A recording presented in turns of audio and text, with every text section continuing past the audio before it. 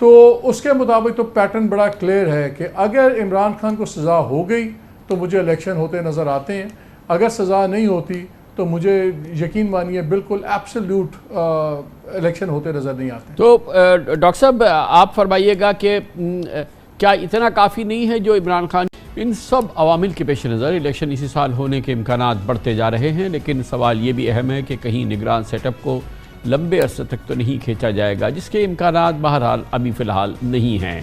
इस मौजू पर बात करते हैं और इसके लिए हमने दावत दी। हमारे साथ मौजूद हैं पाकिस्तान के नामवर सीनियर सहाफ़ी, न्यूज़ एंकर, न्यूज़ एनालिस्ट जनाब मोहम्मद मालिक, और निगरान हुकूमत कैसे काम करती है, कैसे इसका निज़ाम चलता है, ये हमें बताएंगे प्रोफेसर डॉक्टर हसन अस्करी रिजवी, पाकिस्तान के नामवर सीनियर न्यूज़ एनालिस्ट भी हैं और साबिक़ निगरान वज़ीर पंजाब भी थे। बहुत बहुत शुक्रिया।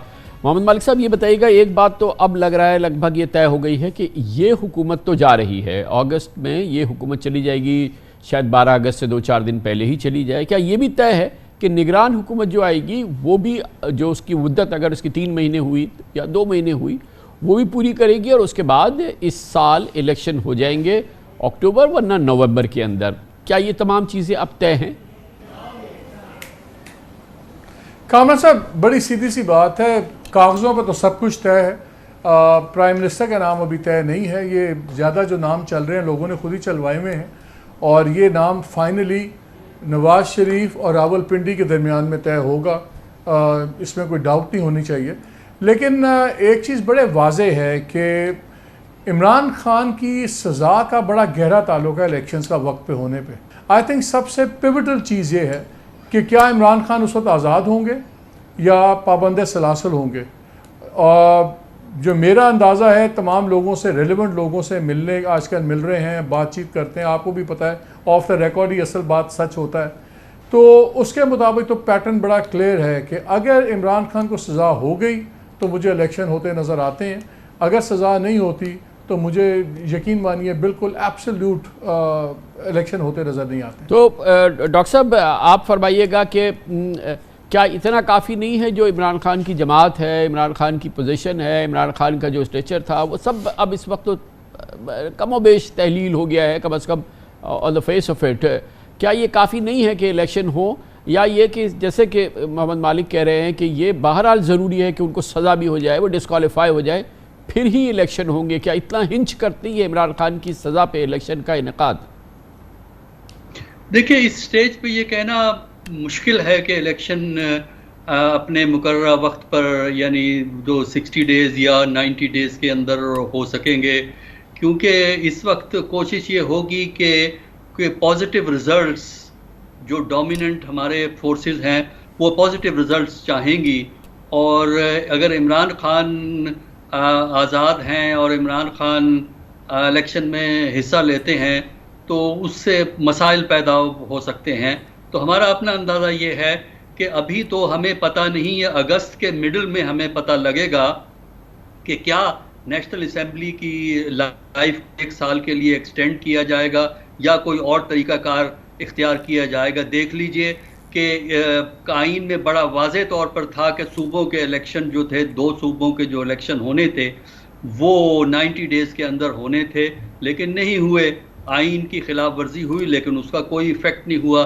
तो इसलिए जो ये एक गैर यकीनी की सूरत हाल इस रवायत से कायम हुई है, ये गैर यकीनी सूरत हाल उस वक्त तक कायम रहेगी जब तक हतमी तौर पर इंतखाबात का ऐलान नहीं हो जाता। तो मालिक साहब, ये जो पोजीशन है जो अभी डॉक्टर रिजवी बता रहे थे, इसमें तो एक बात उनके वो तो इस बात की भी गुंजाइश छोड़ रहे हैं कि ये गवर्नमेंट भी, यही गवर्नमेंट चलती रहे और ये असम्बलीज जो हैं ये बाद क़यास 100% नहीं है कि इसको 1 साल की एक्सटेंशन दे दी जाए। मगर क्या वाकई आपका भी तासुर ये है कि इसी की जो एक्सटेंशन हो सकती है, या ये कि जैसे एक आम तासुर ये कि अगर बढ़नी हुई और अगर निज़ाम को चल नहीं हुआ तो वो केयर टेकर के ज़रिए आगे चलेगा, ना कि इस हुकूमत के तहत?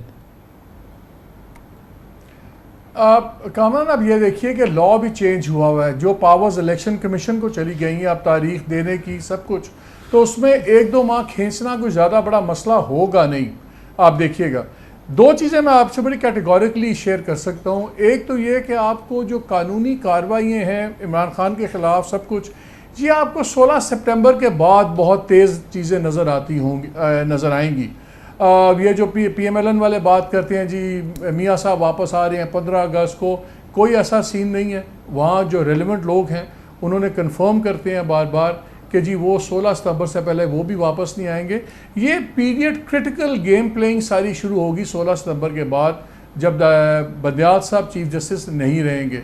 उसके बाद भी आपको ट्रायल्स भी होते नज़र आएंगे और इसीलिए ये बड़ा इम्पॉर्टेंट होगा कि केयर टेकर प्राइम मिनिस्टर कौन बनेगा, because care taker prime minister की चॉइस हमें बता देगी कि ये केयर टेकर स्ट्रिक्टली 60 या 90 दिन के हैं या इसमें 2-4 माह की गुंजाइश है बढ़ने की। इसलिए बड़ा क्रिटिकली वो इम्पॉर्टेंट है कि केयर टेकर प्राइम मिनिस्टर कौन होंगे। मैं आपको ये बता रहा था कि ये 2-3 चीज़ें तय हैं। एक कि नवाज शरीफ वापस नहीं आएंगे, जो उनके लोग करीबी तरीन लोग हैं वो नहीं आएंगे सितंबर से पहले। जो ये लीगल प्रोसीडिंग्स ही बड़ी फुल स्पीड से आगे बढ़ेंगी, ये भी CJ के चेंज होने के बाद अभी तक उनका जो प्लान है वो बढ़ेंगी। और अगर नवंबर में इलेक्शन होने हैं तो सितंबर और नवंबर के दरमियान में फ़ैसला काफ़ी है टाइम। अगर आप एवरेज ट्रायल पीरियड देखें तो मिलिट्री कोर्ट्स का ट्रायल पीरियड एवरेज 27 से 31 दिन रहा है, जो आज तक जितने फैसले हुए हैं पिछले 70 सालों में।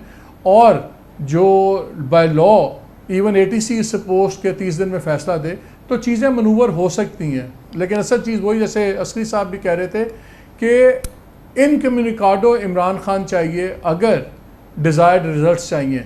अगर वो कैंपेन कर रहे होंगे वो होगा, तो फिर बहुत वेरिएबल्स हैं जो बड़े आराम से चीज़ें अंदाजे अपसेट कर देगी। डॉक्टर साहब ये फरमाइएगा कि आप तो बज़ाते ख़ुद बहुत ही इसकी फ़र्स्ट हैंड आपके पास इंफॉर्मेशन है। हमारे पास किताब में, हमारे आइन में लिखा है कि निगरान हुकूमत कैसे बनती है। ज़रा ये बताइएगा कि ये कहाँ तरतीब दी जाएगी। जैसे कि अभी मालिक साहब कह रहे थे कि ये नवाज़ शरीफ और रावलपिंडी के दरमियान तय होगा। मालिक साहब ने आसिफ जरदारी साहब का नाम नहीं लिया, बट वट एवर, क्या कहाँ ये फ़ैसले कहाँ होते हैं और ये निगरान हुकूमतें कैसे तश्कील दी जाती हैं, और फिर इनके जो मामूलात होते हैं जो वो काम करती हैं उनमें किस कदर वो खुद मुख्तार होती हैं? देखिए, एक तो आइन के अंदर वाज़े तरीका लिखा हुआ है जो आप कह लीजिए ऑफिशियल प्रोसीजर्स है, लेकिन उसके साथ एक पॉलिटिक्स भी चलती है। यानी पार्टियां खुद भी बंदे ढूंढती हैं और लोग खुद भी लॉबी करते हैं। और इसके अलावा पाकिस्तान की जो सियासत में जो की डिसीजंस होते हैं उसमें इस्टेब्लिशमेंट की राय भी शामिल होती है। तो अगरचे ऑफिशियली वो उसका हिस्सा नहीं होती, लेकिन एक कंसल्टेटिव प्रोसेस है जो इस सिलेक्शन के गिर्द घूमता है, और जो नाम सबको एक्सेप्टेबल होता है वही नाम फिल आखिर उस ओहदे पर फायज हो जाता है। बहुत बहुत शुक्रिया जनाब प्रोफेसर डॉक्टर हसन अस्करी रिजवी, जनाब मोहम्मद मालिक।